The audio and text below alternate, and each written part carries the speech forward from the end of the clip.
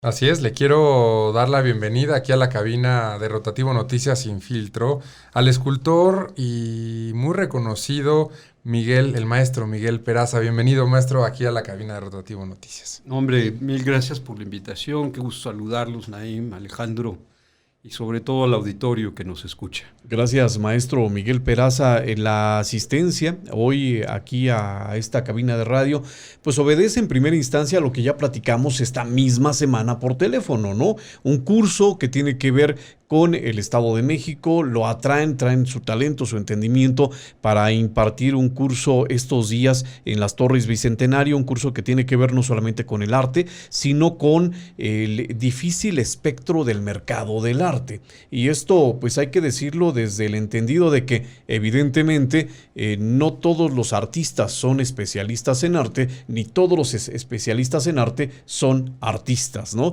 Entonces de ahí nos encontramos un perfil pues muy sui generis, muy particular, extraordinario, diría yo, del maestro Miguel Peraza. Bueno, sí, es una mezcla al propio Juan Hacha, que sin duda es uno de los teóricos más importantes, que desafortunadamente ya murió, y murió dando clases. Él nos comentaba en 1990, tanto a Yosu y a mí, cuando presentamos el libro en el Museo Franz Mayer, que le decía al público, o sea, ¿cómo es posible que dos artistas, porque el caso de Yosu, aparte de ser historiador del arte, es pintor, y en mi caso, aparte de ser escultor, estudié economía y administración, sean dos artistas los que nos expliquen el fenómeno del mercado, ¿no? Cuando ha sido la tarea de nosotros, ¿no? Los teóricos, y sobre todo hablar del maestro Hacha es hablar de palabras mayores, porque es el teórico básico en el mundo de habla hispana, para más de 800 millones de parlo-hispanos, ¿no? Así Entonces, cuando presentó él el libro junto con el director en ese entonces de Economía del ITAM, que era Silvano Espíndola, y el propio director del museo, Eugenio Sisto, pues bueno, fue una mezcla, porque de alguna manera estábamos abriendo un hueco que no había sido estudiado a lo largo de la historia, que tiene que ver con la fijación de precios en las obras de arte y quién mueve esos hilos invisibles dentro del mercado. Entonces había que hacer esa mezcla entre arte y conocimiento. Y de ahí nace este libro, El arte del mercado en arte. Sí, tiene un poquito más de antigüedad que la primera publicación, porque fue mi tesis en la universidad. Yo estudié en el ITAM por ayudar a mi padre, porque como buenos artistas, pues no entendíamos qué pasaba con los precios y con el mercado. Yo era muy joven y me equivoqué pensando en que el problema era económico. Y tuve la gracia de que me becara el licenciado Beristain, que era el rector en ese entonces del ITAM. Y bueno, sufrí muchísimo porque no estaba yo como artista preparado para un nivel de matemáticas, de estadística, de econometrías y de matemáticas mucho más elevadas que en general son las que vemos. Pero sin embargo me encantó la economía y ya siendo escultor estudié las carreras y por supuesto pues era un fenómeno dentro de mi propia universidad. Un escultor estudiando otras disciplinas que en realidad pues no son comunes para los artistas, pero al final me llevó a una tesis, que fue la de canales de distribución en el mercado del arte. Que se convierte en punto de referencia 25 años desde la primera edición de este libro, maestro. Pues serían de 1990, ahora serían 32 años. 32 años 32 años de la publicación. 4 ediciones y el tema es que se convierte en un punto de referencia. Es un libro de texto. De hecho, es el fundamento de varias maestrías. Hay universidades en distintas regiones del mundo que lo han usado como sustento. Originalmente la primera universidad que lo usó como parte de su estructura de maestrías fue la Universidad Iberoamericana, cuando se abrió la maestría en museos. Y después la Universidad de Nebrija en España utiliza este libro como sustento estructural de su maestría. Y luego esta universidad pues tiene relaciones con otras universidades en América Latina y es la misma estructura que construye este libro desde aspectos teóricos de la economía y la administración para explicar un fenómeno artístico.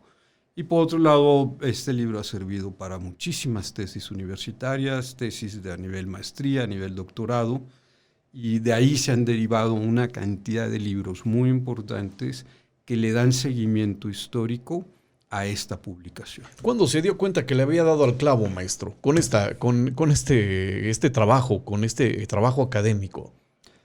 En realidad, cuando hicimos la tesis fue muy complicado porque, por un lado, hay una reglamentación académica muy rígida. Teníamos que hacer regresiones de análisis numéricos y cosas que se ven dentro de la econometría o dentro de las estadísticas. Y tuvimos que usar estadística no paramétrica para poder hacer las valoraciones, porque el mercado del arte es un mercado atípico. Es decir, los grandes estudiosos del mercado se dan cuenta que no lo pueden tomar como un mercado general. Entonces, desde los fundadores de la propia economía en el siglo XIX, como Adam Smith, o los utópicos Robert Owen, o Carlos Marx, Federico Engels y todos ellos, lo estudian de manera aislada, lo tienen que separar, no lo pueden analizar. Entonces, entender estas condiciones nos fueron permitiendo saber que había huecos, que había vacíos, que en los estudios de los grandes maestros no se habían tocado. Y esa parte fue muy interesante porque permitió abrir un hueco, un hoyo en el muro, en donde por primera vez estábamos hablando de un fenómeno no estrictamente tratado por los grandes maestros del siglo XIX e inclusive por los del XX.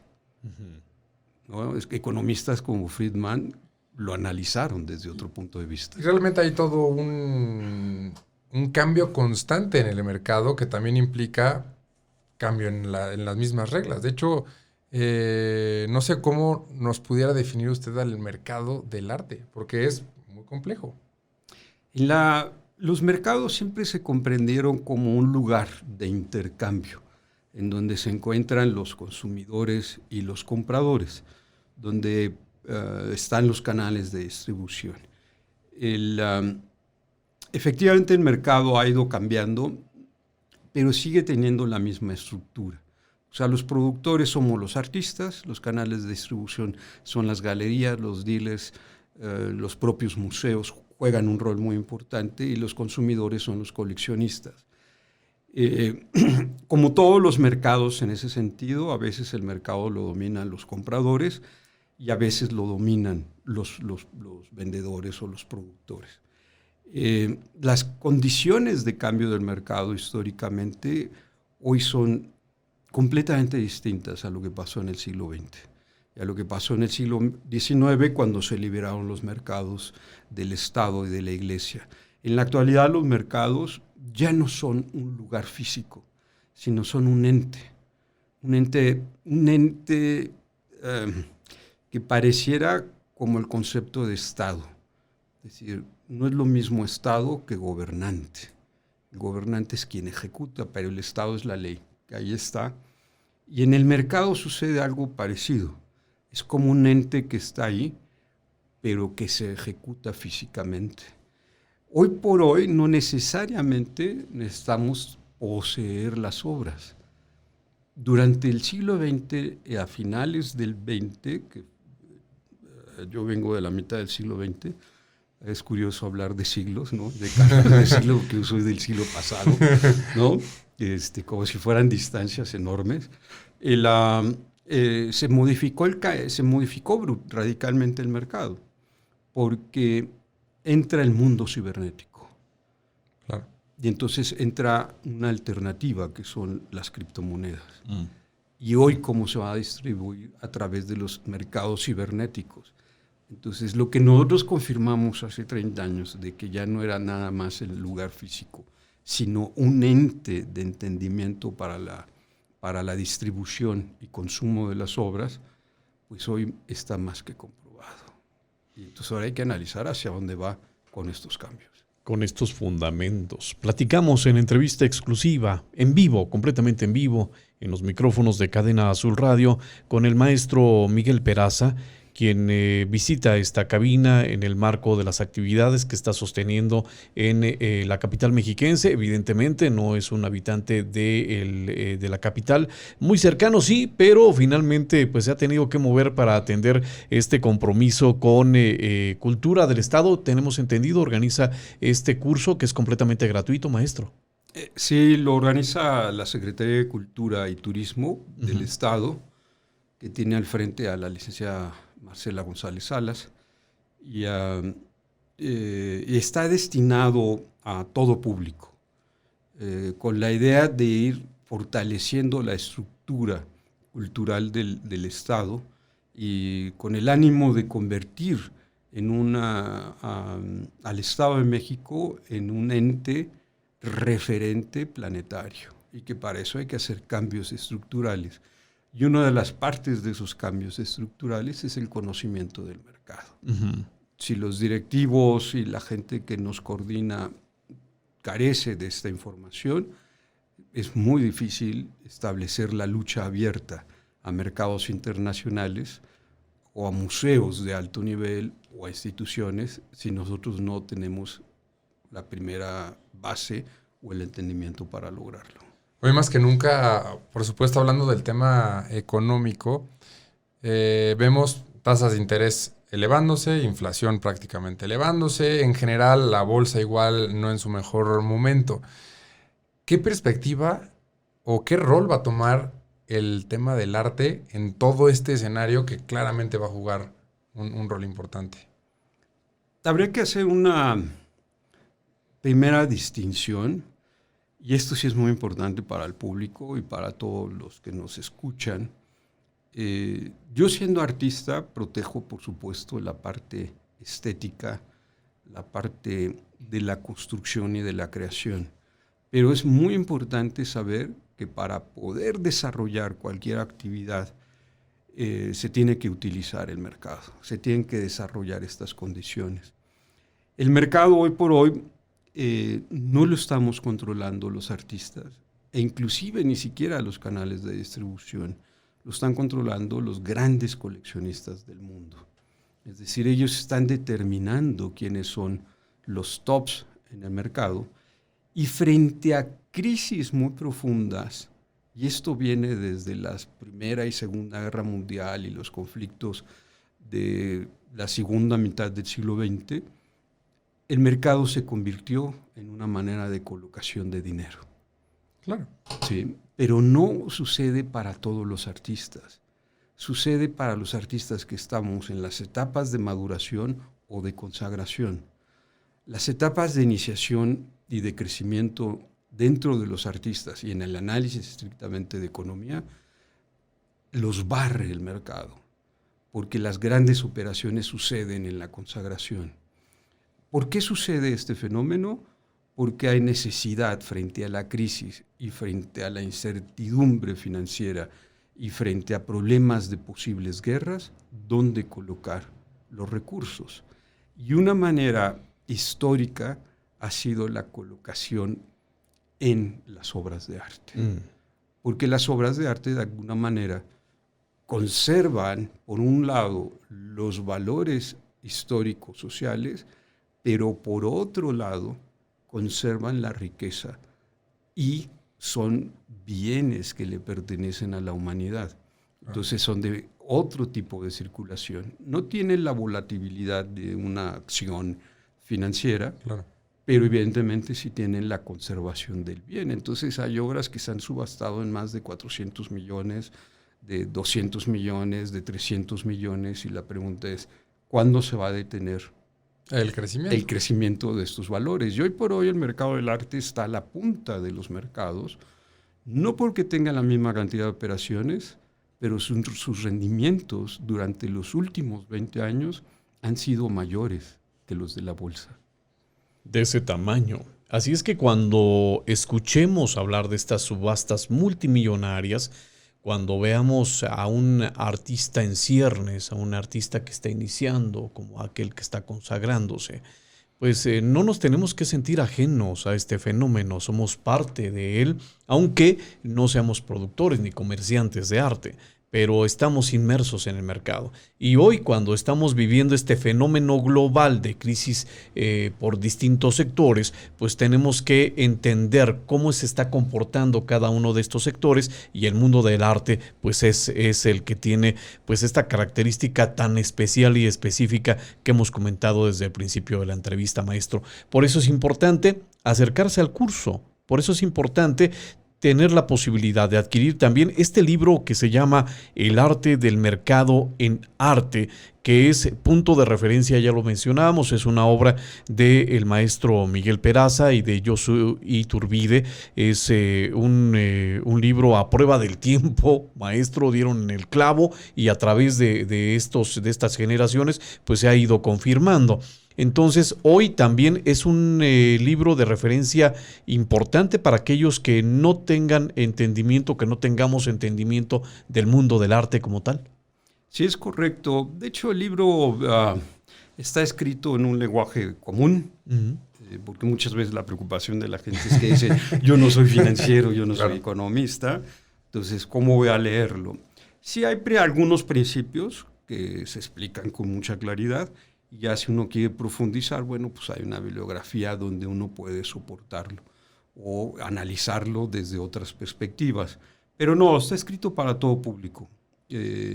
A veces se lleva así en materias específicas de casos de economía o de empresas para tener otro entendimiento, pero cada carrera lo estudia desde diferentes ángulos y lo analiza.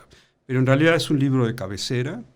Y es una manera de entender cómo podemos rescatar a los artistas jóvenes, a los artistas en iniciación, en crecimiento, y cuáles son esos roles tan importantes en los canales de distribución, como es el caso de los museos, abrir esos espacios para fortalecer y que no desaparezcan, porque el mercado dice que tienen que desaparecer, o cuáles son las corrientes que deberíamos continuar o seguir a nivel de gobiernos para que el mercado en la parte de gente joven se fortalezca.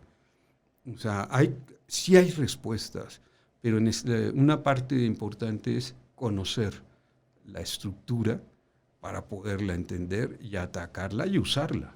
Claro. Pero si no la conozco, es imposible usar lo que no sé. Va a ser muy interesante ver todos estos cambios que se vienen en el mundo del arte, porque como decía, el tema de las criptomonedas claramente está tomando un curso muy importante, y aparte todos también se está hablando mucho de los NFTs, estos famosos tokens que se están haciendo de manera digital, los no fungibles, pero que aparte, pues finalmente ahora todo se busca que tenga su NFT, su token. Entonces, esta evolución del mercado del arte, pues tal vez ya vamos a recibir, digamos, una escultura física, pero al mismo tiempo nuestro certificado digital, que nosotros somos dueños de esa escultura.